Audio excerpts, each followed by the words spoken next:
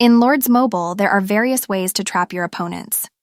There's the garrison trap, which captures enemies with stationed troops. The solo trap, a castle with relatively low power that eagerly takes on a flood of solo attacks. And then there's the most popular class of traps, the Rallytrap. This type of trap appears to be a weak castle, but behind its walls lie millions of troops, ready to make entire rallies disappear in seconds.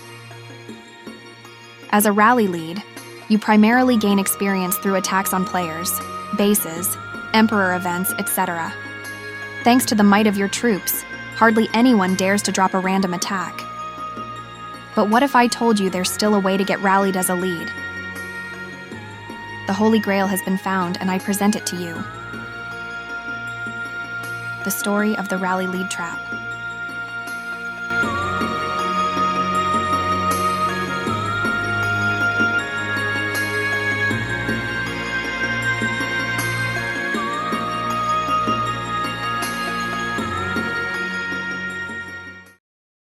In September 2020, an update in Lord's Mobile brought about a change in the prevailing meta. The counter boost was introduced and the game took a new turn. At that time, my friend Berliner and I were experimenting out of pure curiosity and stumbled upon something very interesting. We were able to interpret the counter boost accurately in the game's code. Then, we both had an idea, for which I volunteered.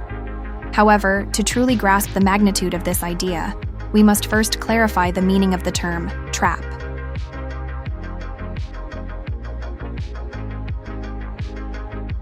Appear weak when you are strong. The objective? To provoke an attack and ideally capture the enemy hero. The prevalent approach in Rallytrap is the low might and high troops version. Here, only the essentials are researched to generate minimal power. Millions of troops of each type stand ready to be sacrificed as the front line. To ensure the enemy is not deterred by the number of troops, it's crucial to use anti-scout. The bait? The low power presented to the enemy as information. But if there's low might and high troops, shouldn't there be a golden treasure to discover on the flip side of the coin? Since the update of the Jade Worm, a meta hides within the game, ready to be seized by those willing to try something new. If you're bored as a lead, then perk up your ears now. In this video, you'll get a comprehensive explanation of the Rallyleadtrap.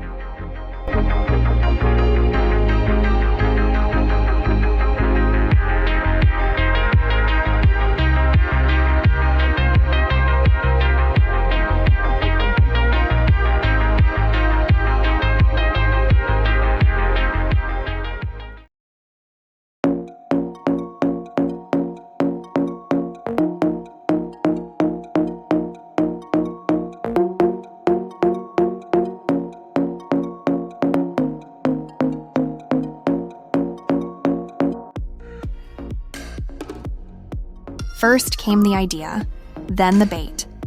Understanding both your enemy and yourself enables you to win 100 battles without a single defeat. As Beerliner and I both function as rally leads, we envisioned scenarios where we would undoubtedly initiate a rally, and the groundbreaking idea was born. It's difficult to resist temptation when you're convinced or even just hopeful of defeating the enemy, especially when the enemy's troop count is under 10 million. Thus, troop composition is the key component of the bait. To make this trick successful, one learns to play without anti-scout. Now, let's list the pros and cons of this approach. Starting with the drawbacks. Firstly, healing is associated with resource costs. However, this can be mitigated by building a small T3 front line. Multiple simultaneous rallies could prove disastrous. However, I've developed a strategy to address this, which we'll discuss later. Not so bad, right? Now, let me list the advantages for you. For me, the main argument is definitely that they'll also rally you online. You always have the option to activate your Battle Fury to boost your bonus stats. Small troops mean fewer losses. Your losses remain minimal, and since you, as the defender, have the advantage, your troops land in the Sanctuary, where they are almost entirely captured. But to know where to start, we first need to understand the true strength of the tier troops.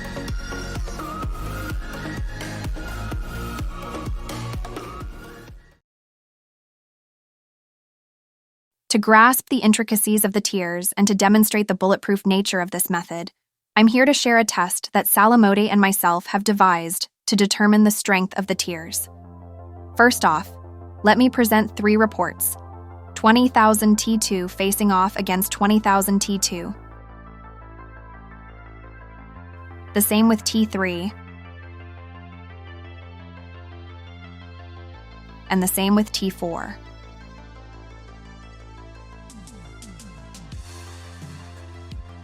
What do you observe from these battle reports? The outcome is consistently identical across all 3. This indicates a linear upgrade within these 3 tiers of troops. To precisely gauge the strength of the troops from this, we require 2 additional tests. Here, we'll pit T4 against T4, T3 against T4, and T2 against T4 in comparison. Now, if we designate the outcome of the T4 versus T4 battle as a factor of 1, we can deduce the respective factors for HP and ATK based on the other results. Let's now compare the outcomes. To keep it straightforward, I'll round the factors logically up or down. They should serve as a guide. T3 deals damage approximately half as much as T4 and sustains 1.5 times more damage. As this behavior is linear, as previously demonstrated, the conclusion is that with each upgrade, the next tier receives 1.5 times more base HP and 2 times more base ATK. Thus, T4 boasts 4 times more base ATK and 2.25 times more base HP. Following this revelation, the solution could only be one thing. To defend rallies with fewer troops, a high-tier front line is indispensable. Now that the question of Troopcomp has been addressed, let's turn our attention to the topic of heroes and familiars on the wall.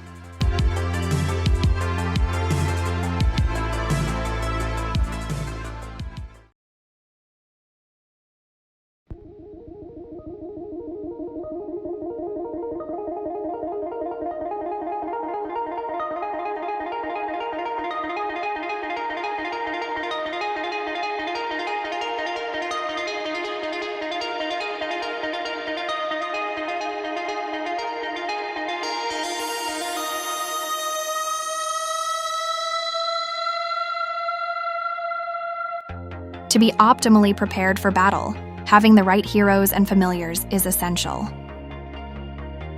Let's start with the heroes. It goes without saying that aiming for 5 army heroes is crucial. The most important piece of information here is that you'll need 2 infantry, 2 ranged, and 1 cavalry hero. It doesn't matter which ones you choose, but you'll generally achieve optimal results with this configuration. Let's talk about the familiars now. The most important familiar is the Jade Worm. With a 4% reduction in fallen troops, 9% of the damage is mitigated. Since this value acts as a multiplier, it makes it the best companion for defense. Now, onto the second familiar. Please don't freak out, but I prefer Aquarius. While Helldrider temporarily stuns the largest enemy troops, Aquarius also acts as a multiplier with its ability. We can easily illustrate this with an example.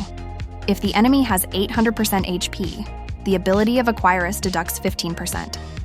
That's 120% HP in this case. Now, let's move on to the last 3 familiars. These are positioned for tactical reasons, as we can't predict which lineup we'll need to block.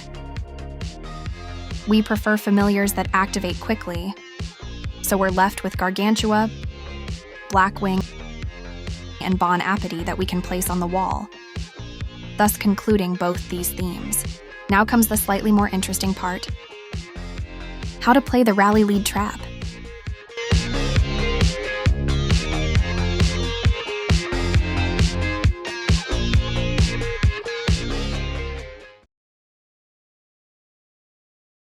The time has come to present the collective experiences of Salamote, Zipfi, Beerliner, Yoshino, and myself. How to bait effectively. Any trap that can simulate a natural situation will have great chances of success. Get your opponent to receive your report by scouting them all. The key indicator of whether there's currently a rallying opportunity is a delayed second scout from an enemy teammate. This gives away the fact that you're in their guild chat. Once they have your report, act normal. Did you scout the opponents during a rally? Do nothing. Did you port to their hive and then scout? Scout everything else around afterward to simulate that you're gathering resources. How to defend with the Rallyleadtrap most effectively. The initial formation commonly used is the range wedge. This formation is key to ensuring you never get burned on the first rally. It's counter-tight. Why? Let's take a look at blast rallies.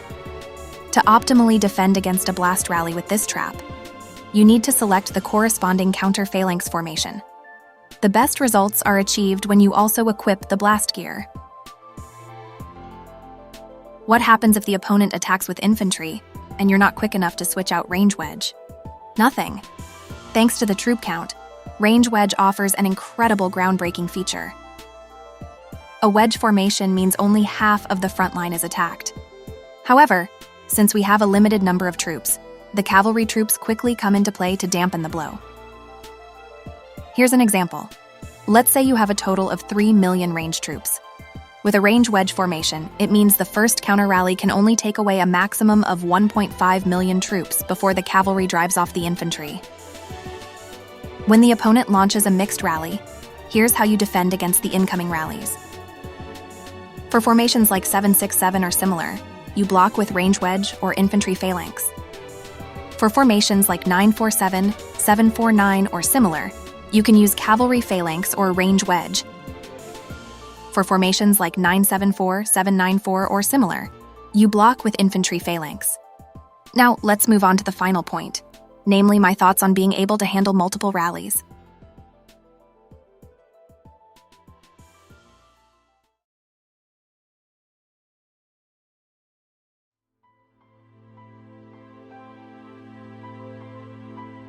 Everything I've said so far is based on a combination of experiences from over 400 rally defenses, those of my friends, and the precise tests we conducted.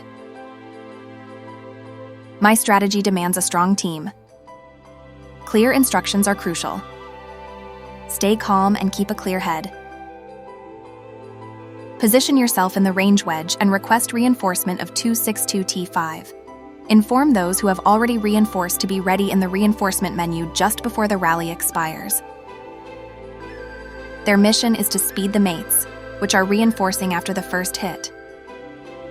Once that's done, check your resources to ensure you have enough to heal your troops directly between rallies. Like every story, this one must also come to an end. Thank you for your attention. If you enjoy this content, don't forget to leave a like and a free subscription. I wish you all a good day. Bye. And Aster took this rally.